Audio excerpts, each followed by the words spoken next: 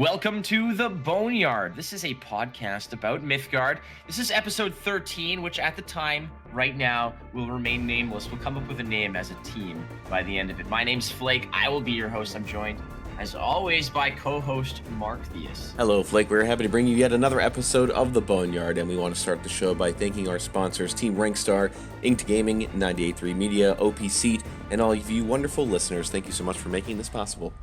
Yeah, it's been an interesting week just in general in the realm of CCGs, as many competitors have launched new expansions while others have kind of bowed out of the scene or, let us know their intentions that it's lights out for them. Now, Mythgard still hovers in the shadows as an appealing option, yet where does it truly stand? Certainly a newsworthy week for CCGs, indeed, Flake. To help us digest these tasty nuggets, we call upon Hsuku, Mythgard streamer, to discuss Mythgard's progression as well as its plans. All right, so let's just play the music and enter the Boneyard. Lots to discuss.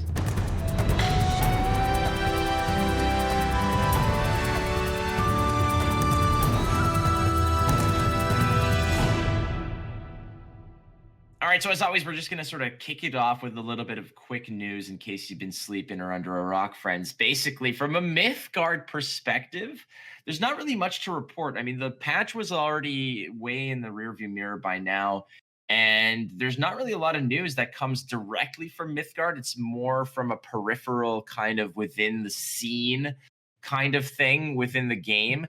More so just what the competitors are doing versus what Mythgard is doing. But on a competitive front, there is the Winter Wonder Brawl that occurs this weekend. Now, it depends on when you're listening to this, so I should be very clear and careful about what I'm saying. The Winter Wonder Brawl is December 14th. That is a Saturday, so you want to get signed up for this. This podcast does release on December 12th, so there is a day or two to sort of get your name in there. So make sure you do it. Cash and prizes on the line. You want to get a competitive scene kickstarted here for Mythgard. This is what you want to do. Again, this is put out by 98.3 Media Events, and if you want any news or information, you can always follow at 983 TV on Twitter for news, updates, etc. And make sure that you're sort of dialed into that to stay on the level with all competitive Mythgard. And you're going to be there. I am going to be there. I have been announced as one of the casters, play-by-play alongside Lasergician. Again, we did do the Moonlight Masquerade, and we're back for the Winter Wonder Brawl, and it was a lot of fun. But this time, we're also bringing back Corey Milhouse as an analyst. So that is going to be an extra layer. Now's a good time to let us kind of lead in with who our guest is this week. And this is somebody who I've had conversations with and I enjoy watching his content. Hsuku is a streamer for Mythgard, but also comes from other streaming backgrounds as well. And it's nice to have you on the show, my friend. Well, thank you for bringing me on. It's a pleasure. And it's good to note where your CCG chops come from and where your background lies, because I know that your CCG, at least from a streaming perspective, does not obviously originate in Mythgard like most people's don't. Where did you cut your teeth from a streaming perspective, and how deep do your CCG roots go? Well, from a streaming perspective, I actually didn't cut my teeth on a CCG in particular, but I did gain my fame, I suppose, in Duelist, which is interestingly another CCG developed by an ex-Blizzard employee, much like Mythgard. But my roots actually stem from Magic the Gathering. Back in '93, I was playing back then. I still have my old school cards. I have my Time Twisters, my Moxes, my Dual Lands. I have not given up on those because I do love my Magic the Gathering. You are like some type of, I mean, there's a lot of people who played back then, and the stories always goes that they've tossed away their cards and they're kicking themselves. But you, even at a young age, were very well adept to, I guess, the prospective economy of what these cards will be. So congrats to you on a healthy retirement plan. Honestly, I'm just a hoarder. That's what it comes to.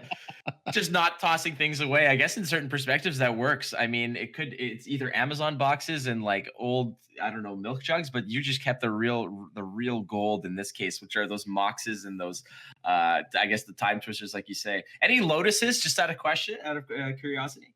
Yeah, you're just rubbing it in. That's one of the things I let go of. Yeah, no, I had it in my hands, and then at the time, um, well, well, What'd you I trade it for? Did you trade it for like some oh, type of please wolf don't pack? ask. Oh God. I have to know because I want to know. I know this is probably reopening some really old wounds, but a lot of the times, just accepting the fate as and just discussing it, it acts a little bit as a precautionary tale for those who are listening right now. What did you trade your Black Lotus for? We all want to know. A mirror universe and lich. A mirror universe and lich. Okay, we are going to, by the end of the show, just give a little discrepancy in terms of what the prices on those two are, if you want to hear them. But I am going to do that on my own because that is. And listen, everybody's had this. I know that from my perspective. I know that we're getting a little off topic here, but I have bought and sold comic books, and I have seen the appreciation in my favor, and I have kicked myself for saying, "Why the hell did I get rid of this comic book when I did?" But I anyways, had a very good reason. My girlfriend at the time wanted those cards, and I was like, "Well, I don't need this Black Lotus. Whatever." well, listen. I mean, there's God. there's that is not bad. I mean, we've all done silly things. For I went to go see Sex in the City at the movie theater and watched the first 3 seasons on DVD in a weekend, just to please a That's date. about equal, like tens. What is it? Several $1,000s. It's not equal. Yeah, I guess that was one weekend that I wish I had back. All I have to Uh, say is that Carrie should be with Big. That's all I got to say. Uh, all right, I'm sorry for sort of derailing this, but go on. no, I mean, I don't. I mean, I ended up winning a lot of cards back then. You played for Anti. I don't know if you were in the scene back in the day. In '93, the rules said you actually had to.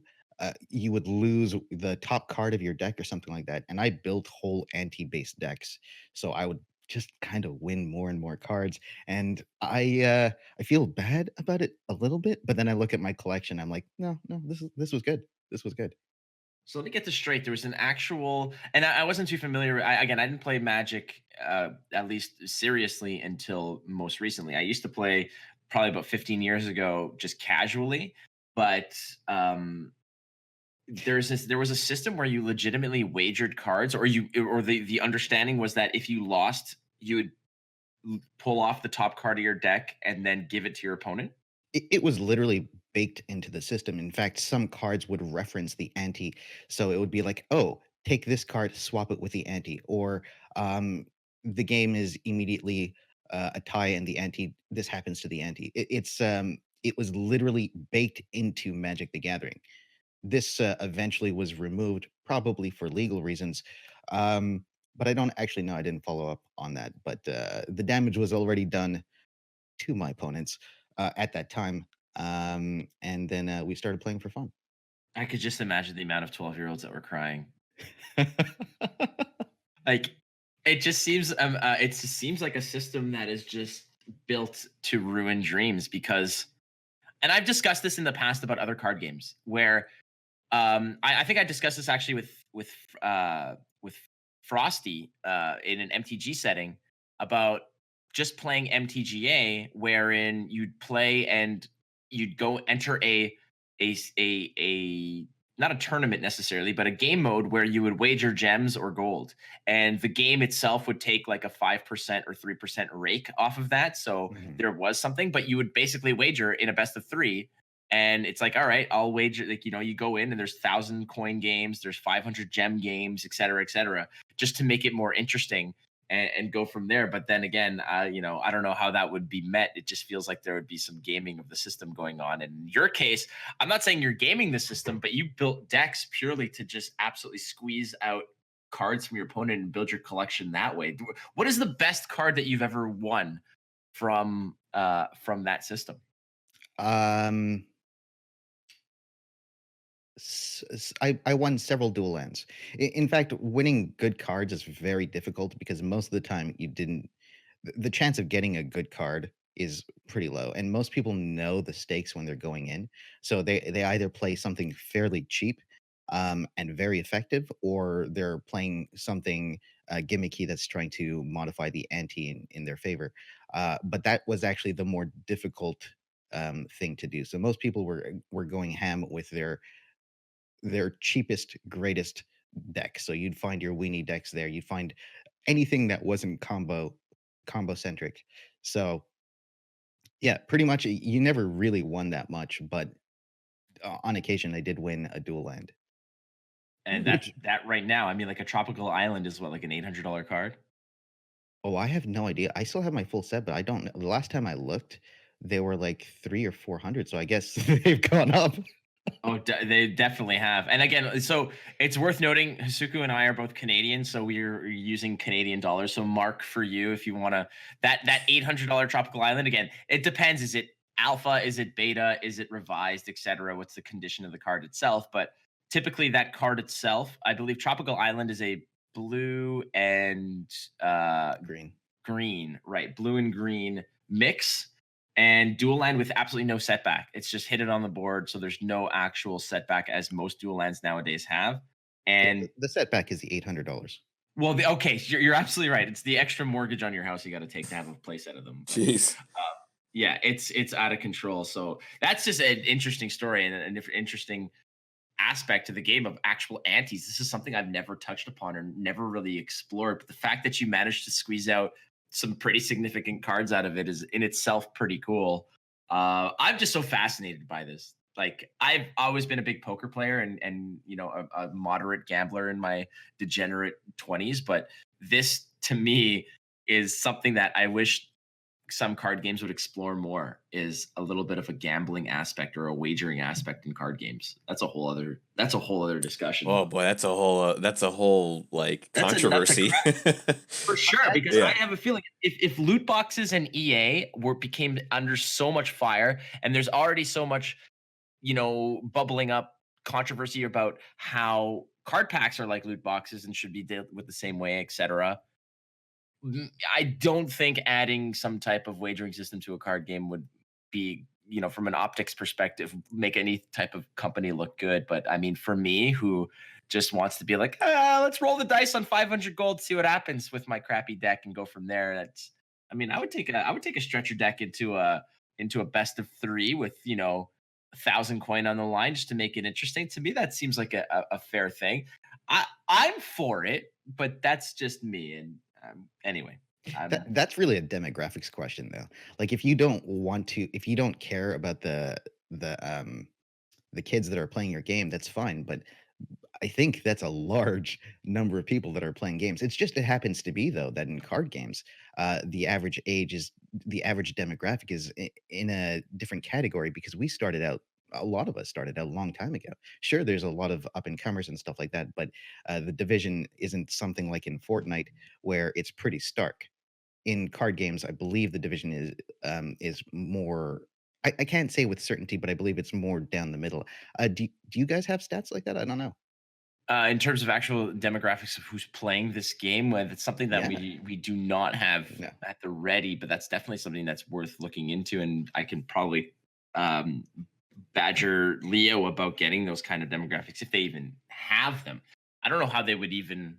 Is How that would you something even that they get have? that? Yeah, how would you get Is that? that Well, you put in your date of birth when you first signed up for the game, or most games do require that because if you're under the age of 13 or something like that, you need parental consent and stuff like that, or something like that. I don't think any kid actually ever gets parental consent, but I think by law they had to put that in. I'm not 100% sure on this stuff though. That's I've just seen that so many times, and I'm one of those guys that reads the fine print. you are? You're that guy. You're that You guy. are that guy. I was gonna say, and look at you now. You have those you have that box of gold of old Magic cards. You just that's those kind of very meticulous and careful people typically end up doing well in life. And I guess it's no change here. But I guess you're right. If they do have to punch in your date of birth, they have those statistics. They have that data, and it's worth exploring for sure. I would suspect that the the demographic for this game is probably a little bit older than Hearthstone and older than I don't know, Magic. I feel like like Hearthstone might be the more basic. Not that I'm saying that older people, I say older, but the 20s and 30s and 40s crowd are not playing it. But I feel like Hearthstone is a little bit more geared towards appealing and being better received by even those. Like I've read Reddit posts where it's like, oh, my 8-year-old just reached rank 8 or rank 9 and I'm so proud and blah blah blah. And it's like, it's great, that's awesome, that's fantastic. I just feel like maybe Mythgard, though the mechanics are similar, might not be as appealing because there's less fireworks, less crash and bang and sparkles and kind of random big time plays that Hearthstone might be bringing right now. But Unpopular opinion right here. I have fun in Hearthstone. I also See? I listen. I do too. I know Mark, you played a lot of Hearthstone. Yeah, yeah, of course. I always had fun. Oh well, off and on. I've had a love-hate relationship with Hearthstone for many years. I mean, I never actually took it too seriously.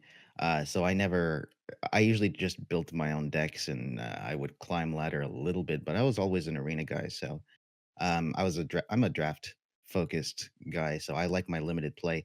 Um, but in so I would go infinite in Hearthstone, and that was that. Like I that's why if I ever log in, I have a huge amount of gold on my account, and I feel bad, but I never gave Blizzard any of my money. Well, I gave Blizzard a lot of my money, just not for Hearthstone. World of Warcraft, was it? No, I just buy Diablo. I bought all Oh, their right. Diablo games. I love that. I love that.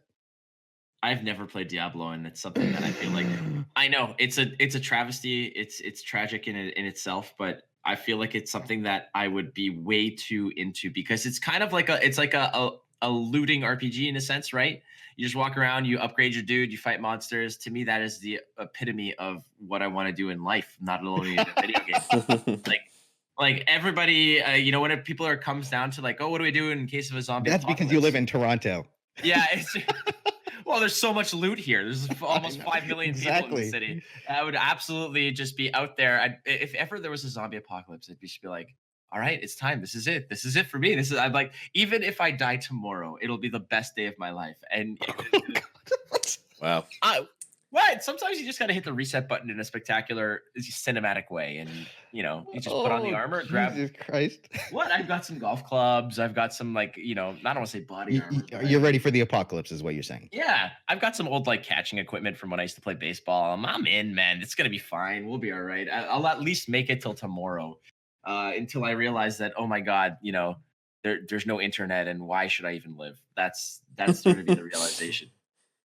The Oh, internet's man. gone. Why even exist anymore? That's what I'm saying. If I can't Instagram all my zombie kills, what's the point? Like that's what's going to be the downfall of society. Yes. But Hsuku, your interest in Mythgard, how did that sprout up? Um, Actually, I got drafted by the old duelist folks that came into my channel. They're like, "You should give this a try." And I try all card games, right? I just try all card games, and I started. And I was like, "Huh, this is actually pretty good. I'm having a good time." Um, and then the first thing I usually do after I check out a little bit of the core mechanics and stuff is I go kind of directly into arena or draft or um what's it's called arena in this game, right? Yeah, sorry. I believe it's Yeah. called it. Read it. Yeah. Yeah. Yeah. Um I got confused for a moment. So I hopped into it and I was like, huh, I'm doing okay, and I don't know the game. And then I kept on going. I'm like, I'm still doing okay. I and with that actually signals for me that there's something wrong. Um, because I don't know the game yet. Maybe a lot of other people don't know the game yet, but um, it means that the window. Well, okay, this is back before the last patch for draft. Do we want to talk about this now, or Yes, let's hit it. Yeah, jump in.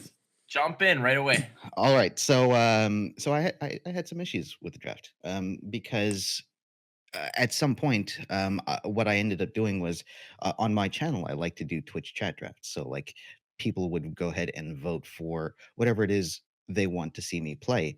And in Duelist, for example, it was a question of making that card the most effective that I can in the game and still getting some value from it. And that usually gets people on board. They like to see the card that they picked do well, even though it probably was the wrong pick and a terrible card. In Mythgard, you don't really have options to pick. When you're actually drafting, the number of options that you can take is usually one or two, short of the first few picks that you do make. So the first few picks, it's going to kind of dictate the direction, but you usually just take the best card, or you'll take something that in a color you'll see some really strong cards in the common and uncommon slots. So you know that you'll get great starters for the rest of your draft as well. But the thing is, since that you had so few options after your fourth or fifth pick, the the actual skill in drafting wasn't super high, and that's what I took issue with because like if you're not actually making picks, what are you doing? Why don't you just play a pre-made deck or something like that? And so I let Twitch chat draft, and they're like, well, there's actually only two picks here. You can't take anything else unless you at pick 7 want to let go of your yellow roots and go into red and purple or something, and that doesn't really make sense. You want consistency in your list, at least a certain level of it.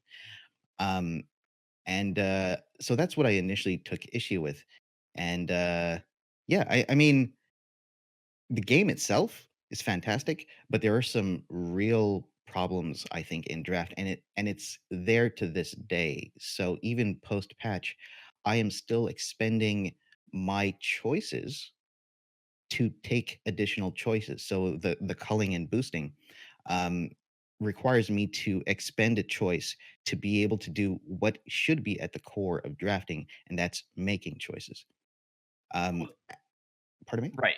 No, I was just about to. I just want to add on there, and I like what you're talking about here because it's true. Because sometimes what a lot of the appeal of draft, for instance, from other card games like not necessarily Magic, let's say, but even like let's say just Hearthstone.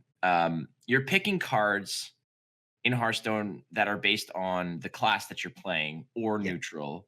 So you're always going to have three viable choices that are from an overall perspective, it will have some sort of functionality with your deck. If you're drafting in Mythgard as it used to be, sometimes it was just you've gone heavy into two colors, and then if your pick 10 is three cards or four cards, and one of them which is in your color, there's no real choice to be made there. You're taking the one that's in your color, whether it's playable or not, for the most part, unless you start one, like you say, you want to sort of stray away and dive into a third color or a fourth color. And It's the even draft, worse than that because it's not one pick, it's two picks that you have to take. So you're even if you get two, you still didn't get a choice. You have to take those two of your colors. right, and there's less choice to be made, and there's less, I don't want to say skill to be made, because in my opinion, limited is a high skill. As much as people sort of discuss luck, there is an actual stratagem that is overarching over through every single limited. There's a drafting strategy that you can adhere to. There's a mantra. There's sort of there is a way to draft efficiently and properly. And even though other players might have better options than you, if you draft cohesively, you will have a success in limited, as you say, because you're someone who was able to go relatively infinite in Hearthstone. And for those who don't know what infinite means, it's basically your rewards outweigh the cost of entry, and your rewards obviously increase based on your performance. So to go infinite means is that you're winning enough games every single time you enter a limited to cover not only your entry fee but also sometimes to exceed them to get more. So like Hsuku's talking about, he has all this gold hoarded up because he went infinite in Hearthstone, and in here it feels like you don't have those options to make educated decisions or gutsy decisions when you're picking, because sometimes there's no decision to be made at all. You're just taking the two cards that fall into your color class, even with the cull and the like by the boost and the cull. It still seems sometimes like there's just not enough room to maneuver and make your your experience or your skill at limited sort of shine through to bust through. Because at the end of the day, it almost seems like the deck is predetermined based on the fact that there's 6 colors and only so many choices you can make. And once you sort of identify a color, it seems like the deck that you're playing is basically determined within your first 7 picks. That's correct. That's actually how I see it. And with the boost cull thing, you're because some of your early picks are allocated towards that, you're making kind of a less educated first series of picks, and then your later picks though do become actual picks. And when I'm streaming, I'm always surprised when I'm like, oh, I I actually have to make a choice here, and I'm on pick 17, and I'm like, well, finally I can start making a breakdown of what this deck should be looking like, and then I explain my and justify my choices at that point. But I like doing that from the get-go. I want to do that from pick 1, not from pick 17, right? That's the way I feel about it, and I'm hoping. I didn't talk to anybody about this yet, so this is the first time I'm saying it. That they can actually get rid of the boost and cull entirely as choices. And the idea that I have is that instead, whenever you make a pick, increase the chance that you see it. And that was actually part of the original arena in Mythgard. I don't know if you know this, but in under the hood, you always increased the chance that you would get those colors, but very slightly. I'd like to see those numbers bumped up to make it a little bit more dramatic, with always the outlying chance that other cards do sometimes appear, and sometimes you have the choice of seeing a couple of ignites here when you're playing yellow or orange, for example. Right, and that it all just comes down to you're making picks, and the algorithm is essentially identifying the fact that you're leaning more towards other colors, and the more you pick those colors, the more you're going to want extra choices in that, because there's no worse feeling when you're playing, when you're pick 20 and you're essentially all yellow and red, and the only red option that you get is either a bad option, or you could have 2 or 3 bad red and yellow options, but it's, at least you have options. Whereas it's just a pain in the ass when you only have one choice to make, and it's not even going to fit, because picking one green card with a double green gem cost or a triple green gem cost is not really going to help you out in any way, shape, or form. I mean, I haven't really dabbled in arena since the boost cull scenario, mainly because I wasn't too convinced that it was going to help uh, how this goes. Not to mention, I feel like the reward system in arena is definitely not worth my time. As much as it's interesting, there's not enough skill involved, or sorry, there's not enough room to maneuver and instill a little bit of skill into the limited aspect from a deck building perspective to warrant my time away from like standard constructed. A lot of the appeal for me, even from Magic or whatnot, is the fact that here's the resources, build what you have. Everybody has a sort of a unique pool of cards to build from. That to me is just as appealing as the games themselves. Whereas in arena draft, there's so few opportunities to really sit down and think and build a deck, or take a path, or take a step along a path. It's just sometimes it's a matter of just following. It's kind of like you're on an escalator. It's like you're just standing there and letting the cards choose themselves, and very rarely are you going to have to sort of take a step to the left or to the right to sort of let someone through or whatnot. I mean, it's just you're along for the ride for the most part, and there's not much appeal in that. And that's why I've not really played much arena. Mark, I don't know if you've played much arena, but the boost and call system, like, do you feel, Mark, that like you're getting a lot of opportunity to make choices? And obviously you make choices because you have to select a card, but how often are those choices really difficult decisions that you have to make? Yeah, I've been kind of quiet on because I don't really do a lot of arena myself. That's not really my cup of tea. I'm more of a constructed, player. But I only played arena at the very beginning. I haven't touched it as well since the calling and boosting got introduced. I thought it was an interesting idea, but as Sasuku pointed out, it was already kind of like that was kind of a hidden mechanic already, and I feel like they kind of put it they put it out there to show you that hey, you are getting the like your chances are increasing, and so like I think they did that in a way to show you that now you can directly influence the increasing. I guess so now it's in your face. I guess that was the idea behind it, but I kind of don't really get why the calling and boosting was introduced outside of that. Um, but I mean, here's the problem with me in arenas. When I get into an arena, if I could just get 40 ignitions, that'd be great. So, but that never happens. So, Dude, that would be amazing. So in the Star Wars card game from many years ago, there was a card for a dark side card. I believe it was called Fear, and it was basically the card said your opponent loses 2 force, and force was basically like your life total, and your life total was how many cards you had in your hand in your deck. So it was the option, the objective of the game was to deck out your opponent by making them lose life, and they lose life by discarding that many cards out of their hand or their deck. So my buddy was like, I'm just gonna make a deck with 60 fears. And I'm like, if you could go out and find them, I will play against you and make it happen. So he's like, so basically it was just a matter of just playing a card that said lose 2 life, which is like your 40 ignition strategy. And you're not you're not the first to have this god awful yet super entertaining idea, Mark. And I yeah, really hope that one day that happens. there I would was. love to see a 40 ignition deck. I really doubt that I could even get. There was something in Gwent like that. There was an achievement, in game achievement for drafting. I think it was 9 artifacts in the same I deck. watched you try to Yeah, do this. and it was so impossible. I think I got close once. We got to No, 8. you had to have 9 of them on the board. Oh, So you had yeah, to you had to first have. draft So you had to 9 draft and 9 then to play begin them. with. Yeah, and in at the time, I don't know how many there are now, but at the time in Gwent there was only very limited amount of artifacts, so it was really hard to get them in an arena situation.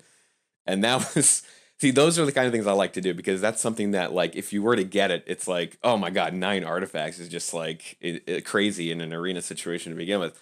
So those are the kind of things that I would love to see in Mythgard if they introduce something like draft or play 10 ignitions in the same deck. Like that would be something that would get me into arena because like okay, there's a specific goal that I have to have in this game mode, and now you've given me a direct challenge to try to get that, and it's not too easy to it's not that easy to get to, and it'll take me a couple of attempts to try it. So that would be really cool. So there are actually different demographics that play arena and for different reasons, right? Just like for constructed, you have your Timmies. You have different types of people that want to do different things. Yeah. And what I actually found out was so for example in duelist, this is where I really come from. That's where I grew my channel. I got to be known as a limited player, and then I started hosting things called we call gauntlet academies, and so I'd be teaching people to get good. And over time people actually started getting good, and then wait a second, I had to play these people now. And it was excellent. It was a community of people that loved to play arena, that were getting better all the time, and we I had to adapt to it. People saw me adapting, then they would adapt to me. They would take my strategies and they would build on it, and that was fantastic. That's an aside though. So one of the core things that I wanted, there was two things I wanted to say. One of the core things in duelist and in um goodness, Mythgard. no. I was gonna. So in Duelist, if you get, I'm gonna use Ignition as an example because that's not actually in Duelist. If you get 7 ignitions, you can play it, but in Mythgard you cannot. Right? You're still building your deck from the cards that you drafted, but it takes the constructed rule set. Hmm. Right? So that's the And 4 limitation still. yeah, so you can't do those wacky things. And so they narrow the demographic of the type of people that want to play that even more because you can't do those wacky things. And Sure. yeah, I mean it's not it's what I ended up so I ended up talking to the CEO of Rhino, so Peter, about the the rule set and stuff like that about their limited play, and it turns out that their arena mode is actually not for me. I'm not inside that uh, targeted demographic for that mode. And what he did mention to me was that there is going to be another limited mode introduced into the game in the near future, and it's going to be a competitive draft mode, much like in Magic. And Mm. that would be the mode that's going to be for me. I don't know if it'd be for you. I think you want to do your wacky builds, but I hope that there's going to be a place for you too, because my worry is that they're going to be segregating the player pool in too many different modes by doing this. But I like the fact that uh, now I know why. It's because I wasn't part of their of their targeted demographic for Arena in particular. That was actually going to be one of my questions was, do you think that the game launched with too many game modes? Because I felt overwhelmed when I first started playing. Like, there's so many modes here.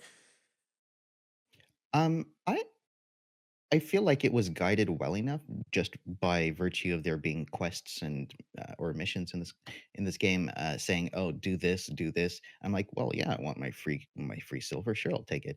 And then I'm like, "Oh, that's how that works. That's nice." So you can guide people just by giving them stuff that's that'll help them build their collection, help them get them integrated into the game. I like kind of tutorials that kind of teach you the game in a not super guided way. Like you can go do whatever you want. Um, I think they did that right, Mm, personally. I do agree with you that there may be too many modes, um, mostly because I'm afraid of a player pool that's fairly small being divided at this point. yeah. Um, as a lot of the game modes are kind of not a lot of them. There's Gauntlet, which is versus AI, so that doesn't really count. And I'm not sure if those players would even be the type of demographic that would play non-AI games, but I don't know that for sure. I don't have those numbers. It's funny you should say about the just the splitting up the player base even further.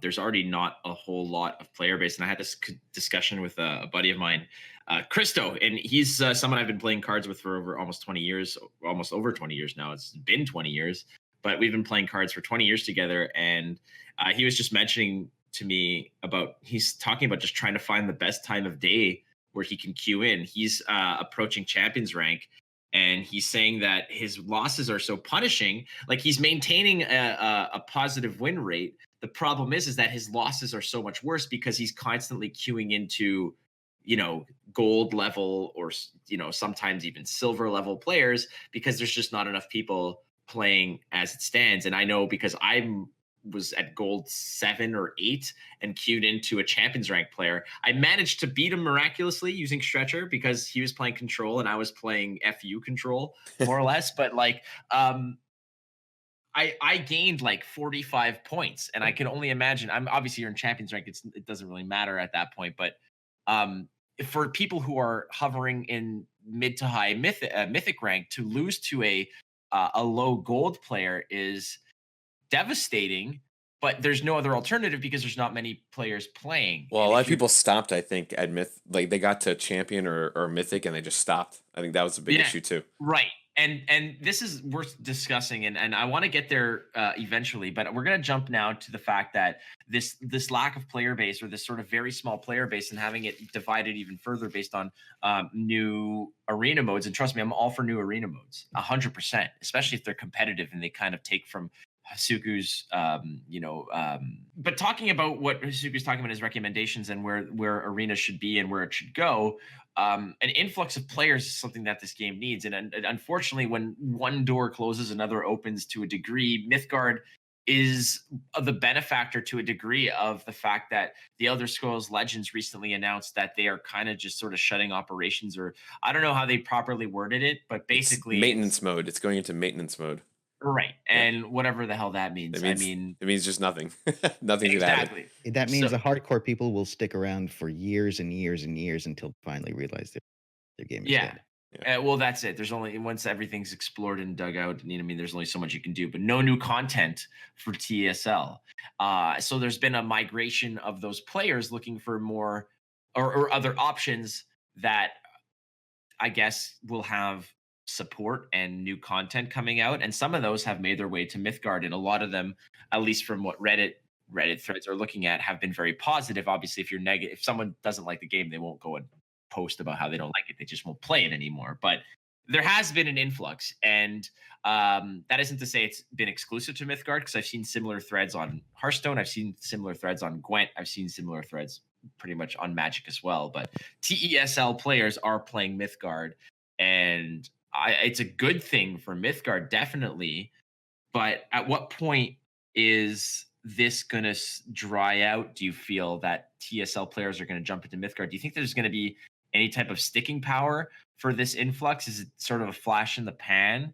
Obviously, it's a good thing when new eyes are on the game. But how do you feel about this new influx of players? Um, this is not going to be a popular opinion. That's what we like here: controversy and unpopular. Dude, honestly, if it was all about popular opinions and whatever, no one would listen to it. If it was just, oh yeah, that's exactly what I thought immediately. Just give us honesty is what I prefer over pandering. So just hit us with what exactly you're feeling in your deep down core of your being. So from my experience, what you have to build into your game um, has nothing to do with trying to bring people into the game. But there's a mechanic that you need to be very, very versed in, and that's retention. And retention is the measure of the number of people that stay after they get introduced to your game. So it doesn't matter that a million eyes are on your game, but that you keep those players. And right now, I think what the folks at Rhino are doing are they're trying to develop a game. They don't care about new eyes that are being put on their game. I think it's more that they're trying to build in build the core of the game such that retention is good, and then they can go out and do all of the marketing and advertising stuff. So if it doesn't line up when they're ready, it doesn't really matter. In fact, I think it is somewhat detrimental for people to come in and see the game in its current state and not their ideal state. I don't know when they're going to feel that that ideal state has been achieved, but I feel like it's a little it might be a little bit too early. Just a little bit too early. I believe there's another patch coming out soon, and I think they're going to be they'll probably publicly state they're ready, and you'll know it when they're ready as well. Like you will know it because they are going to bring in big guns at the same time. Right, that's part of their marketing strategy as well, right? It's just I've always been a firm believer that if you want a game to succeed, the fundamental, like the foundation of that game has to be engaging, well balanced gameplay. Because you could have all the bells and whistles that you want, but if the game itself is just really not just buggy, but imbalanced, really not all that, not much depth to it, etc. Then it's just a whole different. Then that's more doomed to fail than any other type of approach that they take. And I think that from a fundamental aspect, the game is very sound and frequent, monthly or every 2 months balance patches is something that is necessary, and that's the benefit of having a digital medium is that you can just go ahead and do that and fix the code and you're good. But um, I agree. Retention is the metric that you need to look at because you can have someone go somewhere and try something, but if they don't return, then they weren't impressed, and it doesn't bode well. So we'll Exactly. see. And I also don't just mean retention in playing. I mean retention in viewing too. So when you have people come to streamers channels like mine, like yours, um, to have them hang out and stay means that they are, of course, interested in the streamer, but there's also another component there that's very important, and it's the that the game itself provides the necessary information in a pleasing way, essentially, that compels them to want to stay. Maybe, like, for example, um, having a really solid extension where you can hover over and see things, that's fantastic, right? So you have that interactivity, you know what's going on, you can learn at the same time, you can be like, hey, or you can vote on cards that you'd like to be chosen. Things that integrate people not only into the game but into the community as a whole is very important for a game to grow. Agreed. Definitely agreed. And I think they have a lot of those roots firmly planted. I mean, the Twitch UI, like the Twitch overlay, is fantastic. It's clean. It's very responsive, Yep. and it's just damn good.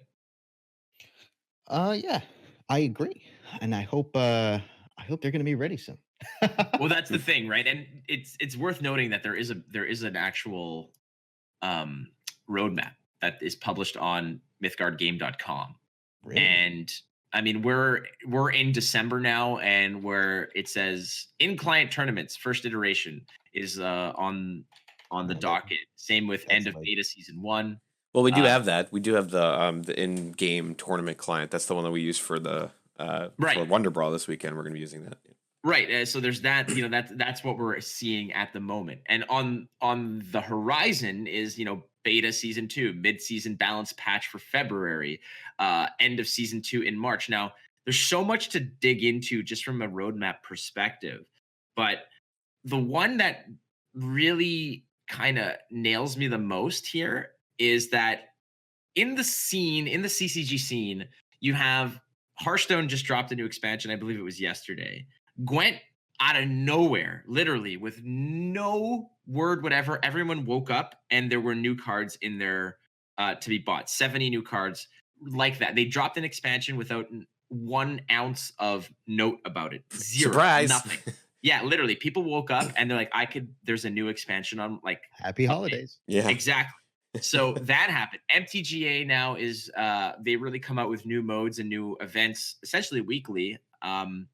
Mythgard they have these events, these kind of, I don't want to say they feel like patchwork events because it's literally just text on a screen of saying, just send us screenshots of this or that or whatever, or you have a bonus this. There's not really anything flashy to it. They're still kind of events, but they pale in comparison to other games. Not saying that they're not worthwhile. I'm just saying that from an optics perspective, they're not as flashy. But Mythgard's next expansion is in April. We are over 4 or 5 months away from any type of new content from a card game, from a card content perspective.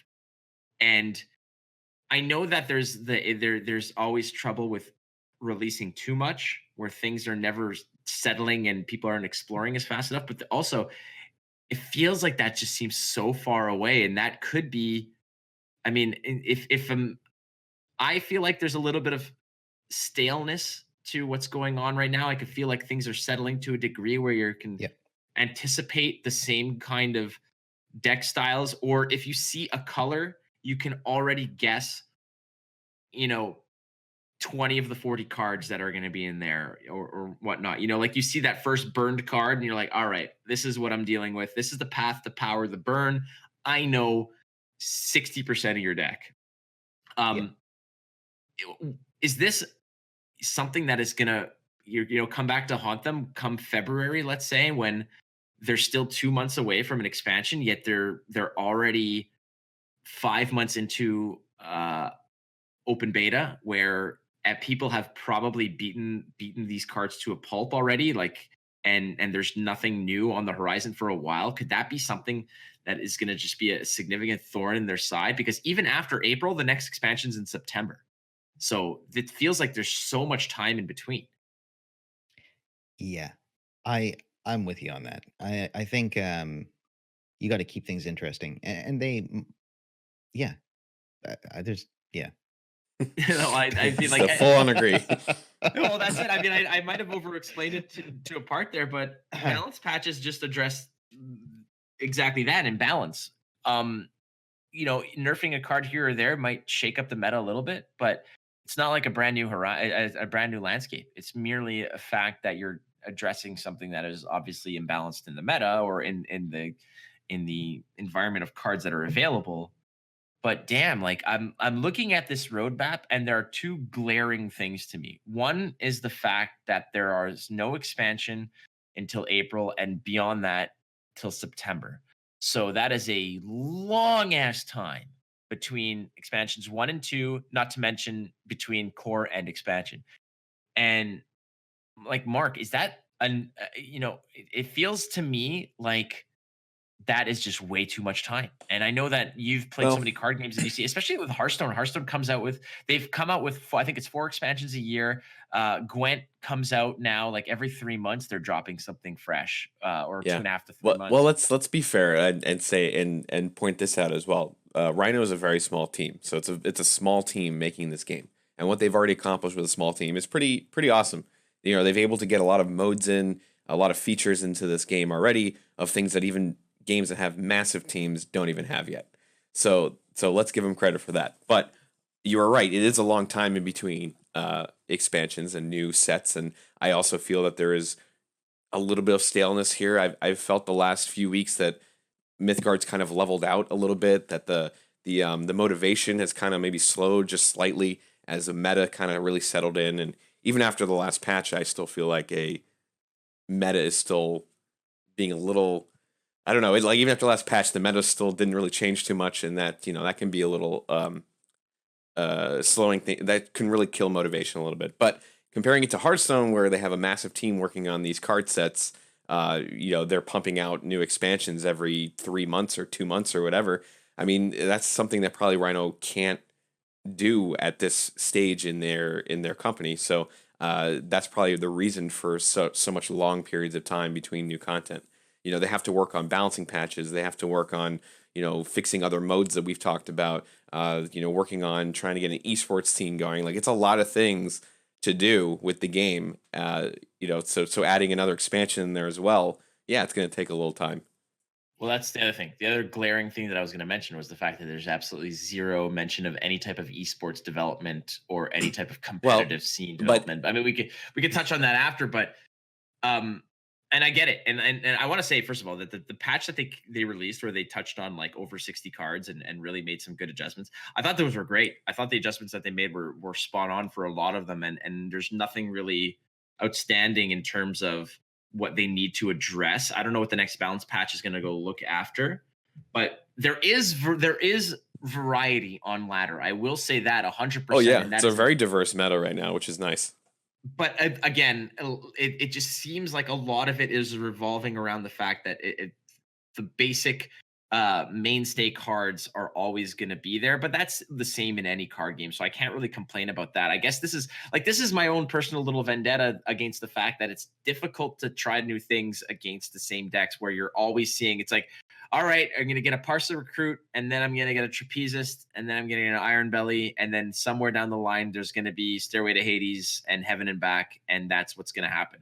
And you know it, and you see it, and you feel it. Yeah, And but when every you card see game's like that, man. Every card game gets like I that. 100% agree. And that's why it's difficult to be a card game player in an internet era where I used to go to a card store, didn't have internet, where I'd play against people and be like, I have to fucking I have to figure out get in everyone else's head. And it's not just a matter of what is popular. It's like, what can these schmucks afford? Like I can't afford all the good cards. So it's a matter of what is affordable, viable, good, etc., and go from there. And it was these little micro metas of whatever card store you go to within the communities. And here it's different because everyone has Mythgard Hub or the internet or Reddit or whatever to go ahead and lift decks, and that's great and that's awesome. And this isn't I'm not trying to pontificate against net decking. I'm just trying to say that the remedy to stale meta often is new content,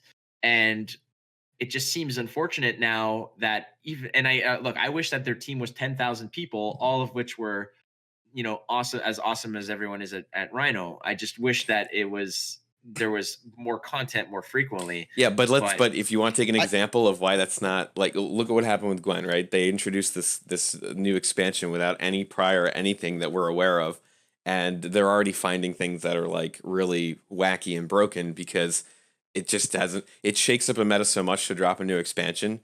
And when you're already trying to balance, like, Mythgard, we want it to be perfect and balanced and wonderful before we have a new expansion. As soon as that new expansion is introduced, a whole new slew of problems are going to start coming up. And so I think before, especially with a small team, you want to be ready 100% for that next hotfix that you're going to have to do as soon as you drop that expansion.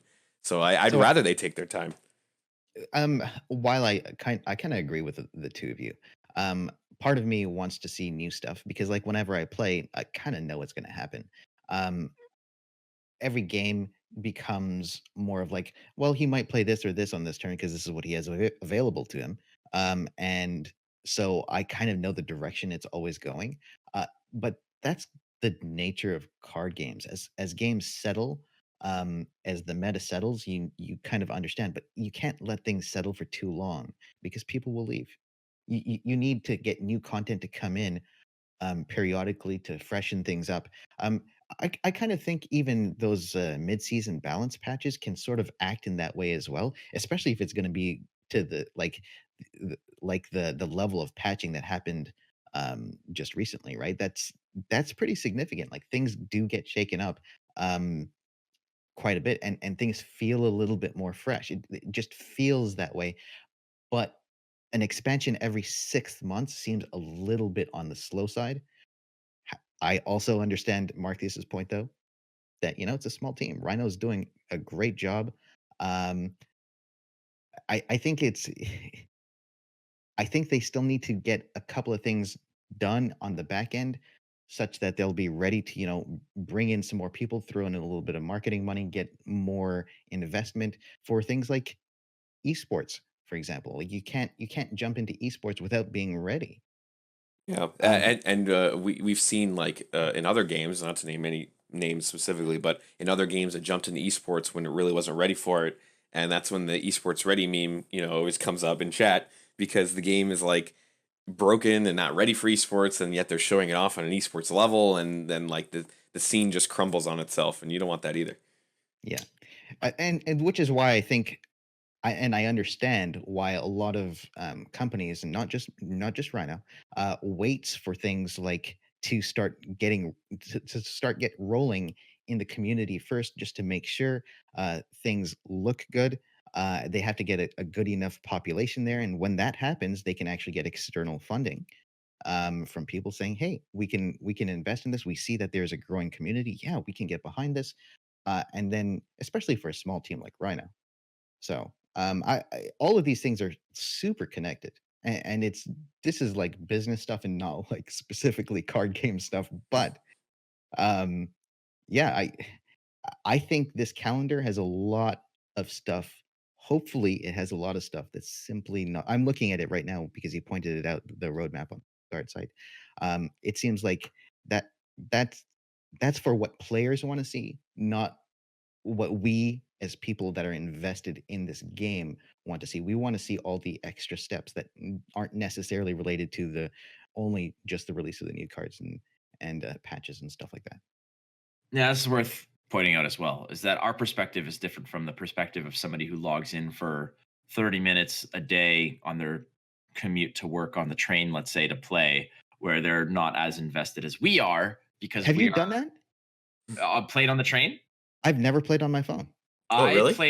I play on my phone basically whenever I have some opportunity. I took a train from Toronto to Montreal recently, and And you it didn't was say hi. What? I know. I was in the city for like 22 hours, so it wasn't even a viable My option. God, man. I trained in, and on that 4.5 hour train ride, I basically played on my phone. I played Mythgard on my phone the entire way, and that was. And I will say it. I mean, I know this isn't a discussion about the mobile aspect, but when we're talking about the game and the fundamental aspects of it and how to get people excited about a game, besides having a great rule set and great cards, I mean, the Twitch UI, the Twitch, excuse me, overlay, the game modes, the fact that there's a mobile that looks pretty and polished and is pretty damn awesome is pretty cool as well. Um, I have a question. yeah. How is the data usage? Oh, I didn't even track that. Oh, I just used the train did have Wi-Fi. I have always been worried about that, especially since my heart like back from my Hearthstone days playing on my phone with Hearthstone.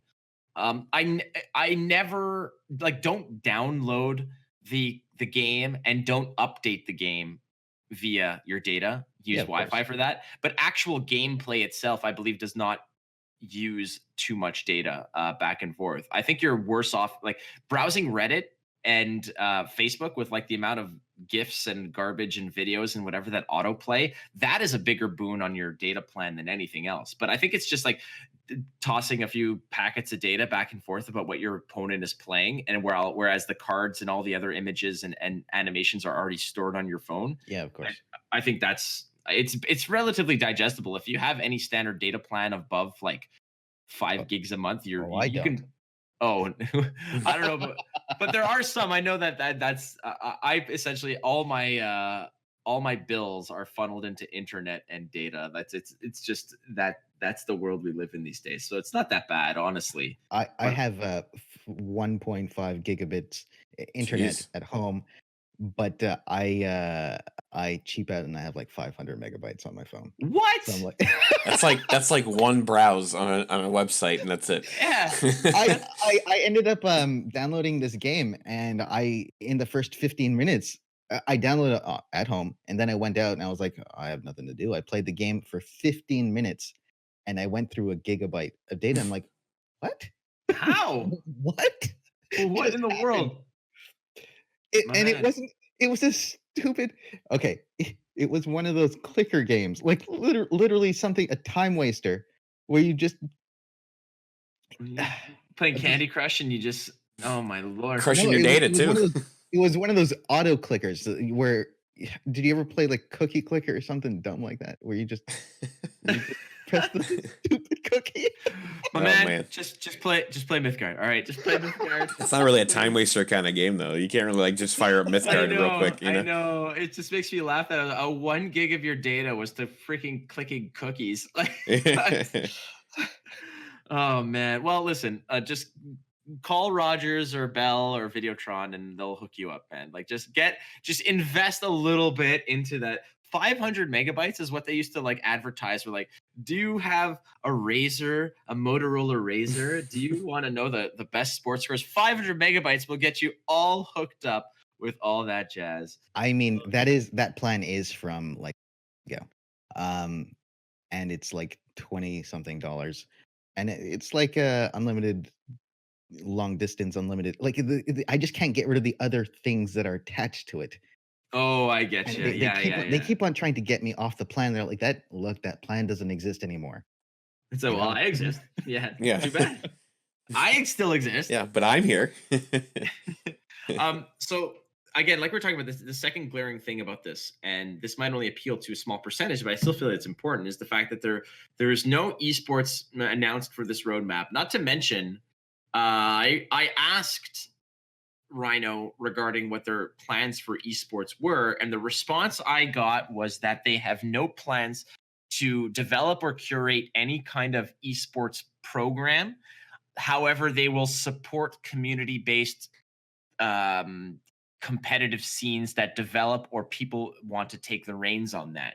They're taking a hands-off approach to esports, and I will be completely honest with you, as I always say I will be, is that I am exceptionally discouraged uh, with this decision. However, I understand their take on it, given the fact of how big of a studio they are, but they're not Epic or Riot or whatever that has, seemingly endless well of coins to dip into regarding funding this kind of stuff. So I get it. I 100% get it.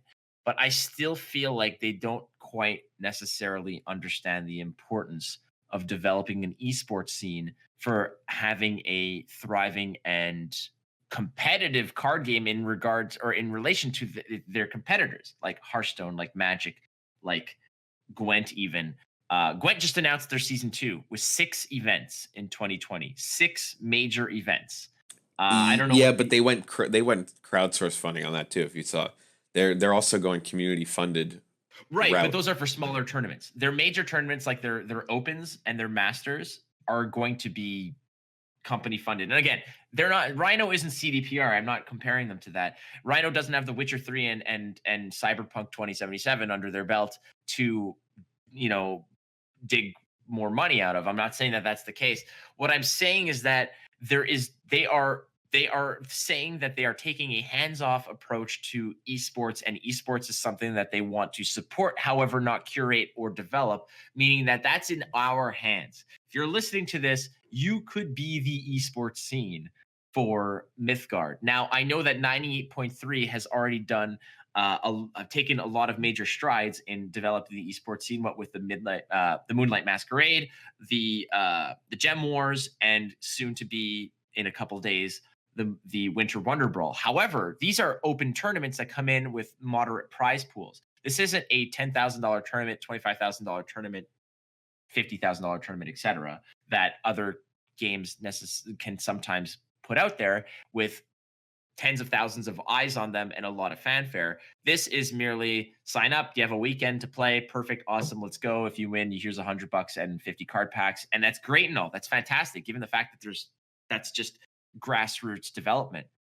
But I feel like without any type of major um, link liaison between your ladder finish in a season and some type of competitive scene tournament, I feel like that is just going to put it's going to pump the brakes on people's motivation to rank up and ladder. And like you said earlier, Mark, this is that people are content with hitting mythic and be like, all right, I hit mythic, I got my card back, we're good, awesome, that's great, I don't have any reason to play competitive anymore, I have no reason to sort of go for that.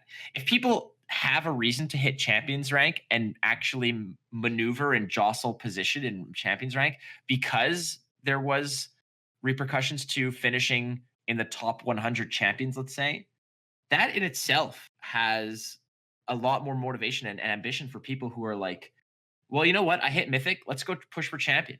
And the round and like the seasons as we see, January to March, that's 3 months to get a pool of players who want to go ahead and push for a big pool. I'm not gonna lie, I'm not gonna sugarcoat it. I'm very discouraged that Rhino doesn't want to pony up a prize pool for this. And I understand that if they're not capable of doing so because of financial, limitations, it's fine. But at some point, you gotta make it happen. If you want this game to sort of throw jabs and trade punches with the other big boys, there needs to be an esports scene now, whether it's 98.3 that's putting it out there and developing it and making it happen. The 98.3 still needs a prize pool to make it attractive for big names, and people to invest their time to make it happen and to actually put in the games and go from there. So Um, so like I can only speak to it on from the perspective of coming from Duelist, where the folks at CCP at the I'm sorry, at Counterplay Games were also kind of trying to develop their esports scene at the same time and stuff like that, and they took a kind of different approach. But as a developer myself, I know I've run into issues where there might be funding issues and stuff like that. But there's also the thing that you want your own game to kind of breathe a little bit. You want it to be out there. You want a community to kind of self-develop a little bit to be able to start things off. And if you want to get external funding, you kind of want people to be able to see that, hey, there is that small group of people that's doing this. Surprisingly, what ended up happening with Duelist, anyways, is those small companies or those small teams that started it started hosting the more major things until internally they decided they wanted to do the esports thing, and then all of a sudden they were putting down quite a bit of money for all of the esports thing, getting front page on Twitch and stuff, and so on and so forth, and with fairly large prize pools as well. But it had to start from a grassroots community sort of thing so that other people could see, hey, this might be worthwhile. We can definitely put a little bit of money, a little bit of effort. We can hire casters. We can hire the right people for the job. So I'm trying to look at it from you're looking at it from your love of the game. I get it. I'm trying to look at it from a different angle as a developer myself, as somebody who's seen what's happened at least in the duelist scene. Um, Things don't necessarily like you feel like right now that things might be falling apart. It might be too little, too late when it finally does come on. I think that's your perspective. Correct me if I'm wrong. yeah, I don't want to take it too much from a perspective of like the sky is falling and it's not an Armageddon style approach. What Okay. it's more of a worried concern that it's not necessarily too little too late, but I feel like there might be less urgency felt by them than there should be. Like I feel like they need to understand that this is something that though a small portion of players may be interested in pursuing this, it is still a humongous element to the grand scheme of the genre. Can I play devil's advocate for a moment? I would Um, love that. Yes. so imagine for a moment that they didn't do what you wanted, and you still love the game.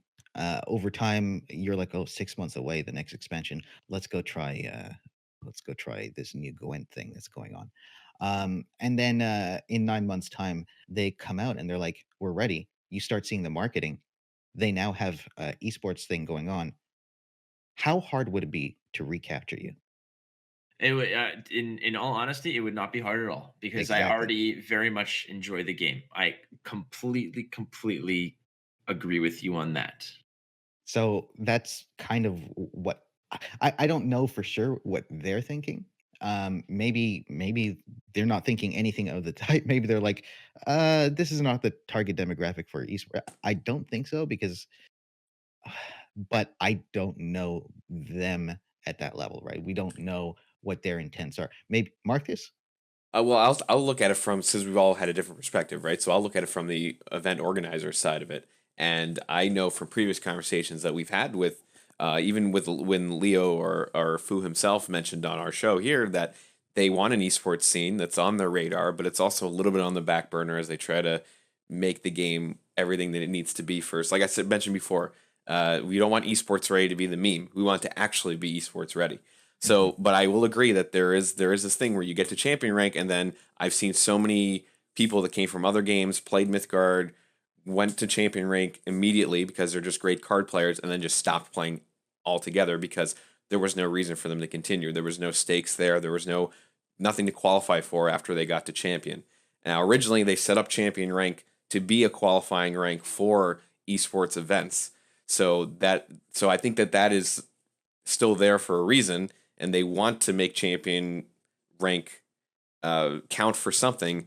But I think that they're not sure what they want to do yet. I think that, and they've been very open by saying, we're not experiencing that world yet. That's why they want a third party to come in and kind of help them with all that, and that's understandable, completely fine. It's better to be open and say that than just say, well, we're going to start an esports scene and then do it wrong and then have it go really horrible, and then they wouldn't be able to capture someone like Flake again because if it went bad and then they try to get him back again, be like, no, we're doing it right this time. He might be like, I've moved on to something else that I already knew what they were doing. So I think that taking your time is actually a smart decision, but you have to kind of take your time while also moving a little quickly, if that makes sense. Right. I mean, you kind of want to. The thing about it is that when I inquired about it, perhaps maybe I should have been a little bit broader because when I asked about it, I said, "What are the plans for 2020?"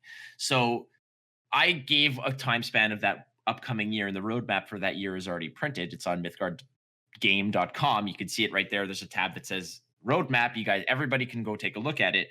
But again, nothing with esports related. And when I asked them for that time span, and they said, no, there's nothing going on from an esports perspective. We want the community to sort of drive that Well, initiative. do you want esports to be a part of a beta, or do you want the esports scene to be part of a released game? Because I think that's a big Well, decision as well. okay, so you're 100%.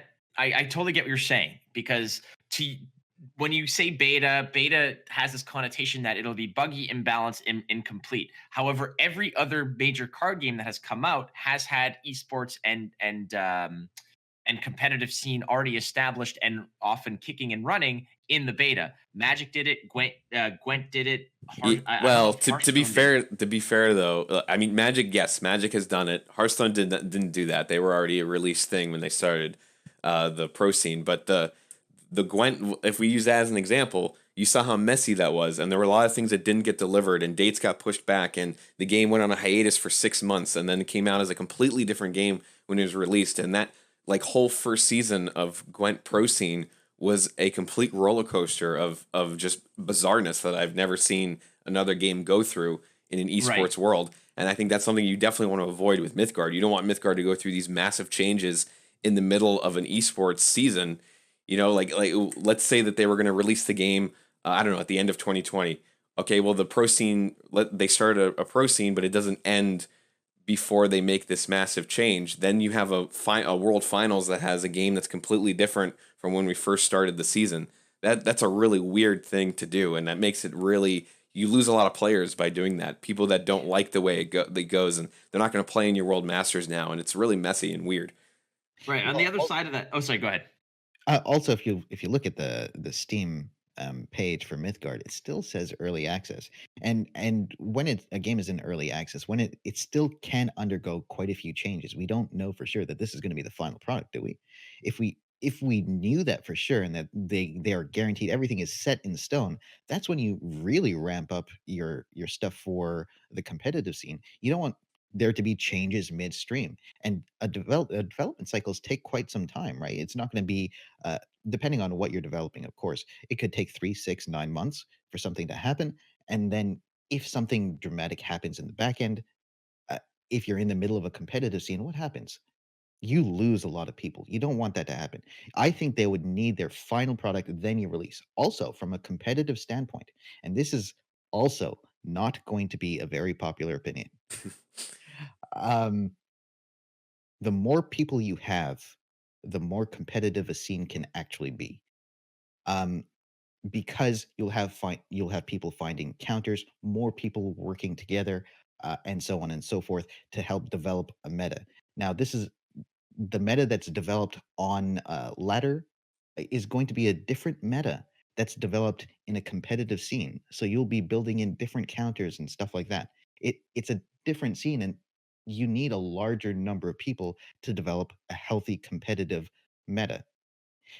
And so with a small number of people doing it, it's not super competitive. And is that really what you want to be broadcasting to the world? I think I think these things are all intertwined. You need a fully released product where everything is going to now be stable, and now you're going to want to ramp up marketing, get that influx of people, turn on some esports so people have something to watch when they're not actually playing the game, um, and some things for the more competitive players to participate in. You want all of these things to come together at a very specific point, not all interspersed haphazardly over the year.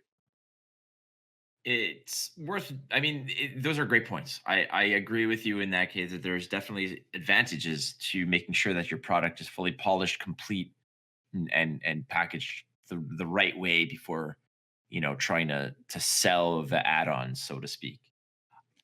On the other side of the coin, I just want to say that I have been approached by other teams, let's say, who have asked me about Mythgard and wondered about the esports development because they wanted to pursue and invest and get teams together, produce meta reports, articles, deck lists, guides, Mhm. and get invested because there was a developing esports scene, of which now are sort of backing off and pumping the brakes on it because is no esports scene development. So there are definite advantages to kicking off and sort of hitting the ground running with a moderate esports scene or competitive scene going, because you do have then these sort of third party entities that come in and not only promote the game but add extra layers of depth to it and really enrich it with not just competitive play but also the peripheral articles, and content that they produce surrounding it, and creating a competitive rivalry with other teams, and having names appear that stream the game, play the game, place on the ladder, and then appear at tournaments and such. So there's definitely, I feel, there is benefit to having a healthy and a, I don't want to say revitalized, but you know what I mean, like a healthy and Vibrant. yeah, like a beating, vibrant, exactly, competitive scene that comes right out of the box. I hope that when Rhino says that they're going to help support community initiatives from a competitive perspective, I hope that that's not just, we'll retweet your tournament and we'll, you know, give you 50 packs to spread around. I hope that that has a little bit more along the lines of where they say, what do you need? Let us help you. So if it has to do with not just the social and marketing aspect, but also some of the funding aspects. And I'm not saying that, I truly believe that an attractive tournament isn't a $50,000 tournament. It's not even necessarily a $10,000 tournament. I think if you just throw up any cash prize that exceeds like if it's $1,000 first place, that is enough for people to invest their time and their effort to trying to place on a ladder and go, because as much as people like to sort of jostle in place for prestige, they also want there's that little extra spice to go for it. And I really hope, I know that Rhino in the past, at least with some initiatives that myself and Mark have sort of tried to push through, have been very generous from a financial aspect as well, with certain things that we're kind of working on in development right now. And I think that if they, I like, Like, I can't really say at the moment, but there are stuff brewing that Mark and I are kind of, um, we kind of kicked the tires on, and Rhino, we sent them a proposal and they were all about it. So that's something that's kind of to be Mark's getting that taken care of. So that's a Mark thing. That's I just sort of wrote the words and sold it. But um regardless, that's a whole other story. But that ties into the fact that Rhino wants to support community initiatives. And I really hope that they kind of decide that that involves a little bit of reaching into the pocket as well. Not because we're greedy, but because it's the reality of the fact that you want to get players to invest hours and hours and hours placing on a ladder, or, you know, playing your game. They want something more so than just packs of cards, because if they're winning tournaments and placing on the ladder, there's a good chance they have all the cards that they want or need in well, order to. and the other thing is that it's actually not just for prize money, right? Like, in creating the structure for a tournament or what have you, you need casters. You need people to get on board and get on board consistently. So, like for in Duelist, I was a paid caster for the Duelist Pro scene for a little while, but I was paid. Like they knew I like there's a level of consistency that you get from people when you pay them and when you don't, and it's like you want them to stay, you want them to be um helping promote the game, helping cast, people become attached to the caster's way of casting. And having that structure in place is kind of important for when they actually start rolling out the big guns. But at that point, do they want to wait until everything is ready? Do they want to kind of slowly um, drip a little support here and there just so that things do start moving into place? I kind of think that's what they would want to do. I kind of see it from your perspective. You want things rolling a little faster, and you are super eager to get things going. I can hear it in your voice. I can hear the excitement. I can hear the disappointment. You are all about that, and you want it now.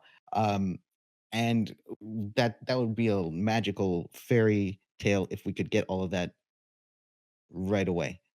But I think I'm hoping that we will get this just in a little bit of time, and it's going to take a little bit of effort from different people, and those people like you guys that are hosting tournaments. You're going to be kind of at the center of everything. You guys, you guys. Well, Us? Me? you mean me? Well, I mean, okay, I guarantee you, some people are going to accuse me of the fact that I'm trying to push an esports scene merely because it sort of factors into the fact that I'm a career broadcaster and an esports play-by-play person. I get it. I understand that.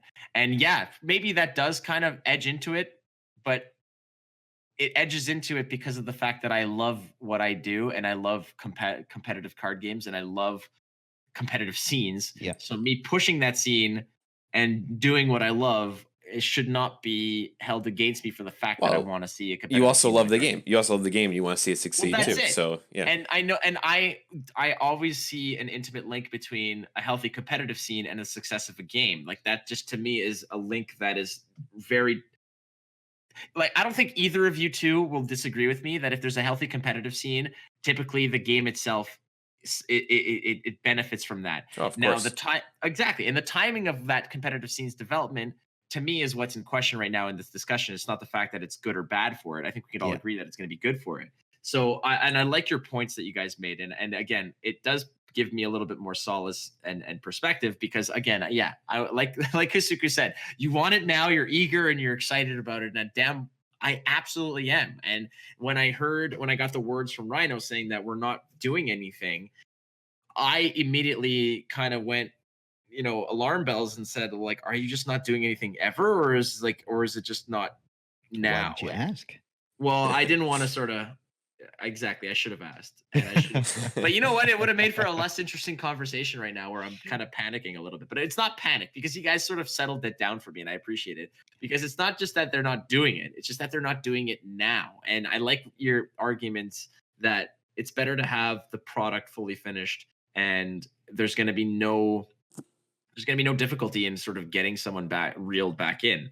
And I'm not someone that you should use as an example necessarily because I'm not really going anywhere. I'm going to be playing Mythgard through and through because the game is that good and I really enjoy it. But again, I'm not going to be as gripped by the kind of peripheral narrative of this player is placing on the ladder and jostling for position and who's going to make the first cut for the first big tournament and blah blah blah. Yeah. I love that.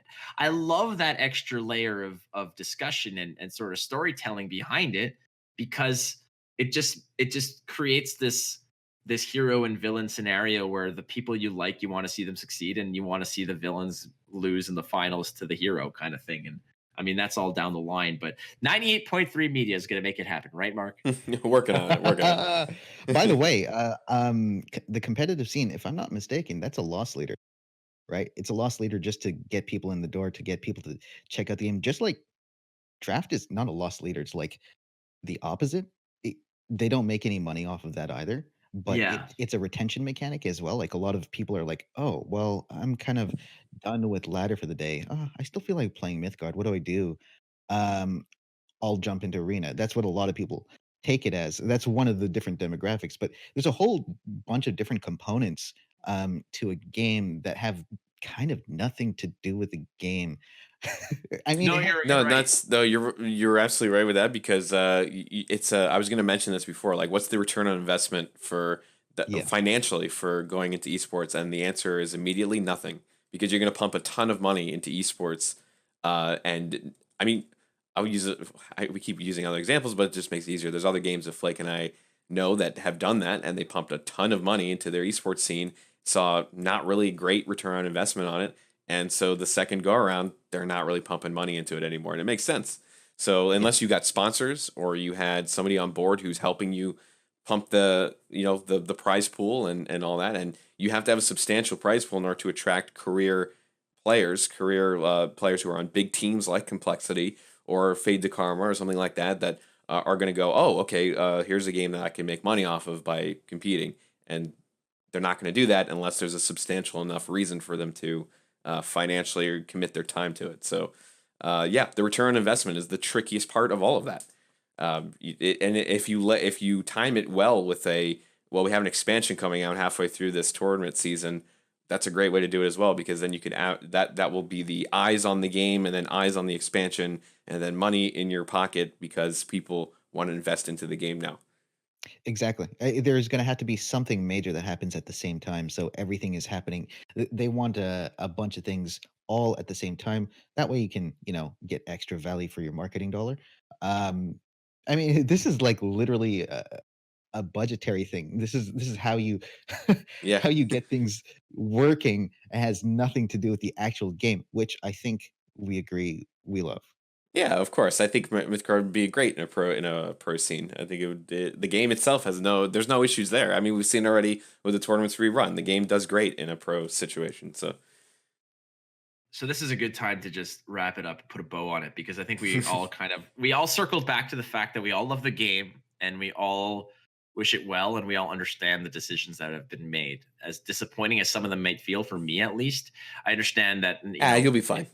it's a marathon, not a sprint. So and in the meantime, we do have some things on the horizon to keep us When? well engaged. Well, the first one would be the Winter Wonder Brawl. Why not now? Tell me now. Everything. Why not me? I'm excited. But what we can Touche. tell you, ladies and gentlemen, is that the Winter Wonder Brawl is on high alert now because it is entering the atmosphere. It is on December 14th. So that's Saturday, and this is published on Thursday, December 12th. So there's a couple days to get signed up. Make sure you do that again. 98.3 or 983 TV on Twitter at 93TV on Twitter. Just go check them out, or talk to Mark or myself to get involved. Get on that Discord. Get on the 98. If you're listening to this on Thursday or Friday, you still have time. The deadline is Friday at midnight to register and submit your deck list. So you still have time if you're listening right now. If you're listening to this on Saturday,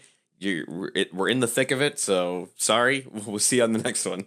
But you can still go watch it. Yeah, you can still watch it on Sunday. You can watch it. Sunday will be the top 8, where myself, Lasergician, will be doing the play-by-play with analysis by Corey Millhouse. And again, same awesome production value that the Moonlight Masquerade. Probably even better, if I'm going to hopefully even better.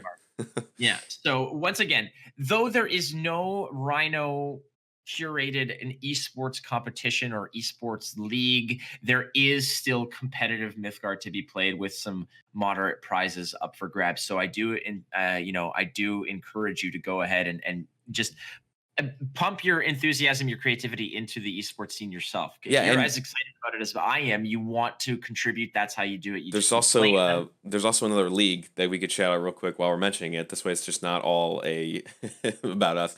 But the Cryptic Gaming does the 2 versus 2 leagues they do a featured match every week, I think. So there is that. As reviewing a 2 versus 2, there's a whole nother competitive league you can get involved in. I completely forgot about 2v2. Wow. Yeah. Holy crap. Well, that's it. That's a whole other layer that you can peel back and just find so much joy in. And 2v2 is awesome. That's a whole other conversation, honestly.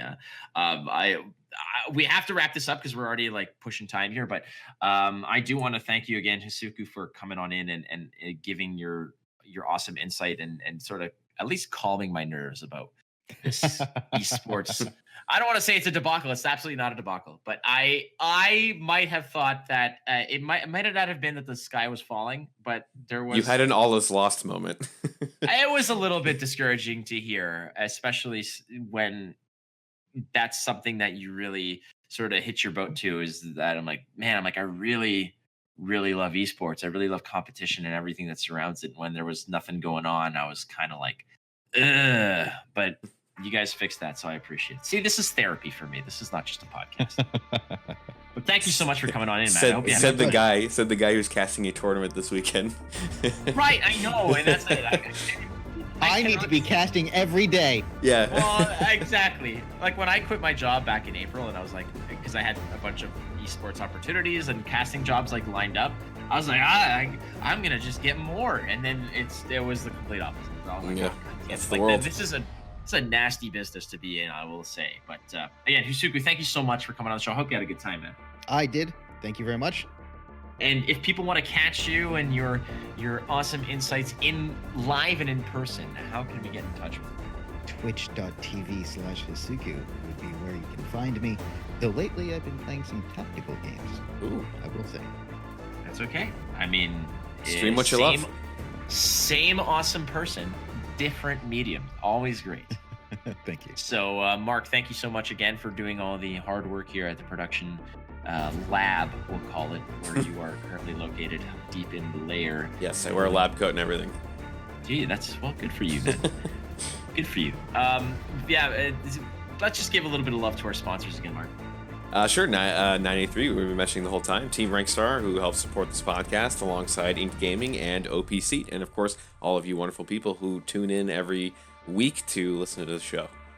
Absolutely. You viewers are essentially the lifeblood of this whole journey that we're on. Thank you so much for tuning in. Again, you can catch myself. My name is Flake. You can catch me at WatchFlake on Twitter, twitch.tv/WatchFlake. And go catch Markthius as well. Markthius is available at Markthius on Twitter or twitch.tv/Markthius. And once again, the Winter Wonder Brawl, if you're listening to this and it's not Saturday yet, get in on that. We will catch you very soon, friends. We'll see you soon next week on the Boneyard podcast. Adios.